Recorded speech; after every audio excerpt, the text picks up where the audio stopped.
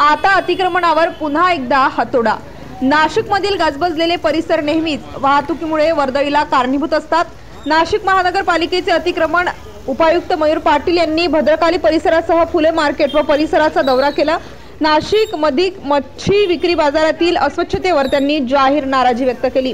तसेच अतिक्रमण त्वरित हटवावे अन्यथा कारवाईला सामोरे जावे लागेल असा इशाराही त्यांनी व्यावसायिकांना दिला। मेन रोड शालिमार परिसरात मुख्य अतिक्रमण करणाऱ्या व्यावसायिकांना तंबी देत बाजारपेठेचा दौरा केल्यानंतर बुधवारी दिनांक 4 सप्टेंबर रोजी सायंकाळी 7च्या सुमारास त्यांनी मोर्चा भद्रकाली परिसराकडे वळवला। भद्रकाली भाजी मार्केट ते फुले मार्केट, दूध बाजार अशा विविध ठिकाणी पाहणी करण्यात आली। रस्त्यावर अतिक्रमण करणाऱ्यांना अतिक्रमण काढून घेण्याच्या सूचना यावेळी करण्यात आल्या। फुले मार्केट येथील मासे बाजारांची पाहणी केली। पावसामुळे होणाऱ्या मोठ्या प्रमाणावर अस्वच्छता आढळल्याने त्यांनी व्यावसायिकांना स्वच्छता ठेवण्याच्या सूचना केल्या। अस्वच्छता केल्यास कारवाई केली जाईल, तसेच रस्त्यास अडथळा ठरेल अशा प्रकारचे अतिक्रमण करू नये। मासे विक्रेत्यांना महापालिकेकडून ओटे देण्यात आलेले आहेत, तरी देखील व्यावसायिक ओटे सोडून रस्त्यावर येऊन बसत असल्याचे निदर्शनास आले। ज्यांना ओटे देण्यात आलेले आहेत त्यांनी तेथेच व्यवसाय करावा, रस्त्यावर बसून अतिक्रमण आणि अस्वच्छता करू नये अशी जाहीर सूचना व्यावसायिकांना दिली। कारवाई सतत सुरू ठेवणार असल्याचेही त्यांनी सांगितले। महापालिका सूचना आणि नियमांचे उल्लंघन केल्यास कठोर कारवाई करण्यात येईल असा इशाराही त्यांनी दिला।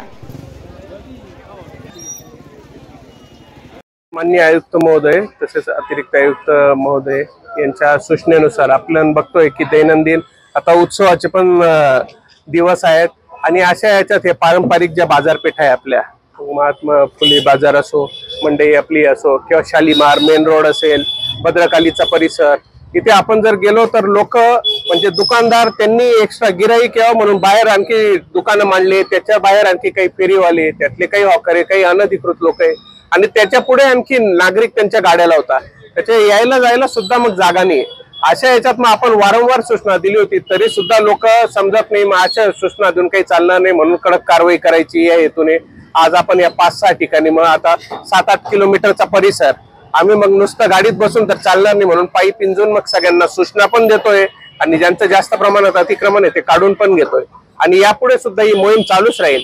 परंतु मोहीम करणं पालिकेचा हेतूने लोकांना शिस्त लागणं हा हेतू आहे, रस्ते मोकळे असावं हा हेतू आहे, परंतु हे लोक करत नाही। त्याच्यामुळे आपण कारवाईचा बडगा उचलतोय आणि मोहीम यापुढे चालूच राहणार आहे।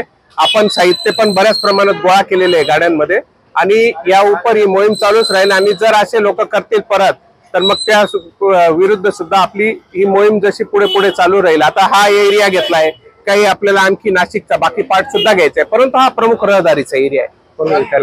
अशा ठिकाणी जे हातगाडी किंवा काही अनधिकृत हॉकरे यांच्या गाड्या पण आपण जमा केल्या। काही ठिकाणी मंडप सुद्धा अनधिकृतपणे दुकानांच्या बाहेर लावून ठेवले। याच्यामुळे काय होतं की एखाद्या गाडीला धक्का लागतो, याच्यात किरकोळ वादाचं स्वरूप मोठ्या प्रमाणात वाढू पण शकतं। अशा वेळेमुळे आपण असे मंडप सुद्धा तोडलेले आहेत आणि या उपर अशी कारवाई होईल आणि जे अनधिकृत आहे त्यांच्या तर आपण हे कारवाई तर केलंय, परंतु शिवाय असे काही लोक आहेत ज्यांनी पालिकेच्या पावत्या न पाडता सुद्धा मंडप उभारले ते सुद्धा आपण काही प्रमाणात काढले।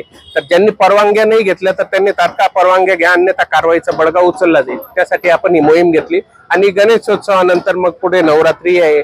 आपल्या भारतात तर प्रत्येक महिन्याला सण आहेतच, मग पुढे लगेच दिवाळी आहे। पण नागरिकांनी जर असे इथल्या व्यावसायिकांना सूचना आहे की त्यांनी स्वतः शिस्त लावून घेतली तर दूरचं गिराईक सुद्धा येतील, त्यांचाही धंदा होईल, परंतु ते जर बेशिस्तपणे केले। स्टार न्यूज साठी मोहसिन पठाण, नाशिक।